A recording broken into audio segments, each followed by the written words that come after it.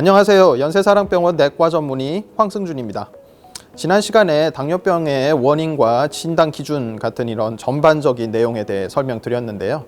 오늘은 저를 비롯한 이제 많은 의료진들이 경계를 하는 그 당뇨 합병증에 대한 이야기를 한번 해보려 합니다. 당뇨 합병증은 크게 급성 합병증과 만성 합병증으로 구분이 됩니다. 급성 합병증에는 고혈당성 혼수나 케톤산 혈증 또는 저혈당 이런 것들이 이제 해당이 되고 주로 응급실에 가서 이제 치료를 받게 되는 이제 경우에 따라 치명적일 수도 있는 이런 합병증들이죠.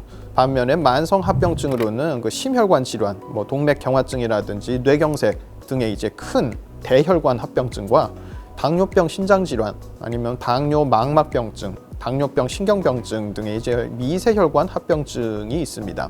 이러한 당뇨 합병증을 이제 방지를 하기 위해서는 적절한 혈당 조절이 반드시 필요하며 이는 환자별로 반드시 개별화되어야 합니다. 따라서 비만 관리와 그 철저한 고혈압 그리고 이제 고지혈증 치료 이런 것들이 이제 요구가 되고요.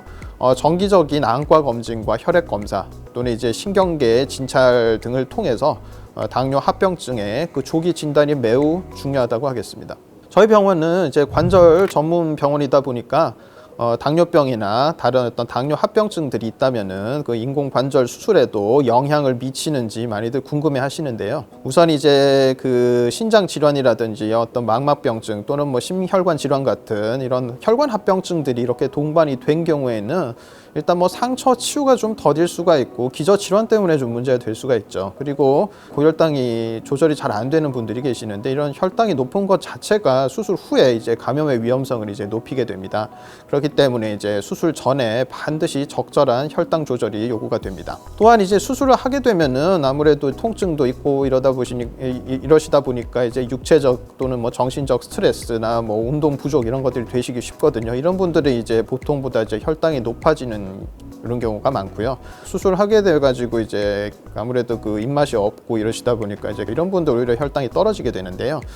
이러한 여러 가지 상황들에 이제 대처를 반드시 해야 되기 때문에 저희 병원에서는 이제 하루 4회 혈당을 자주 측정을 해서 이를 이제 철저하게 대비를 하고 있습니다. 따라서 이와 같은 그 당뇨병과 당뇨 합병증을 예방을 하고 치료하기 위해서는 미리 이제 전조 증상을 좀 알아두는 것도 중요한데요. 당뇨 전조 증상에는 그 잦은 배뇨 또는 이제 갈증, 공복감이라든지 설명이 안 되는 체중 감소 또는 무기력감, 시야장애, 손발 저림이나 이상 감각 같은 거 또는 피부가 매우 건조해진다거나 상처 치유 같은 것들이 좀 늦게 되거나 이런 것들이 이제 들 수가 있는데요. 이러한 증상들이 사실 그 사람마다 좀 다르게 이제 발현이 되고 명확히 자각하기는 사실 좀 어려운 점이 있기 때문에 평소에 혈액 검사라든지 그 소변 검사 같은 주기적인 건강 검진을 통해서 이제 조기에 진단하는 것이 가장 정확합니다. 특히 본인이 이제 비만하시다거나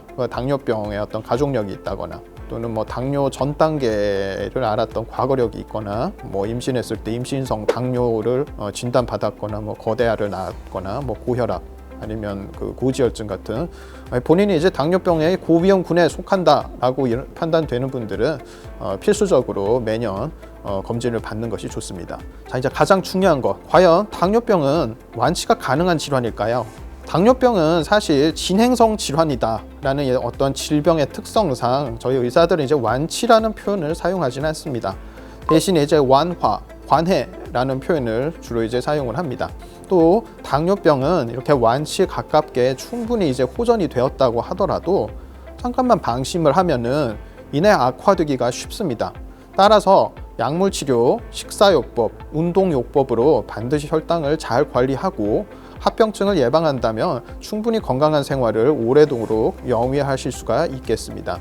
단 이런 교과서적인 치료에 호전이 좀 더디다고 해서 충분히 이제 과학적으로 검증이 되지 않은 민간요법이라든지 어떤 비과학적이고 어떤 비논리적인 치료에 이제 의존하게 되면은 오히려 이제 그 질병이 악화될 가능성이 훨씬 높아져요. 이런 교과서적인 치료 자체가 이미 오랜 시간 동안 많은 집단 지성에 의해서 과학적으로 충분히 검증이 된 방법이기 때문에 오히려 치료의 실패 확률이나 부작용이 발현될 가능성이 가장 적다라는 사실을 반드시 기억을 해주셨으면 좋겠습니다. 네, 여러 당뇨병의 합병증에 대해서 좀 짚어봤고요. 그리고 이제 당뇨를 우리들이 이제 주의해야 하는 이유들에 대해서 이제 간단히 좀 살펴보는 시간을 가져봤습니다. 저는 연세사랑병원 내과과장 황승준이었습니다.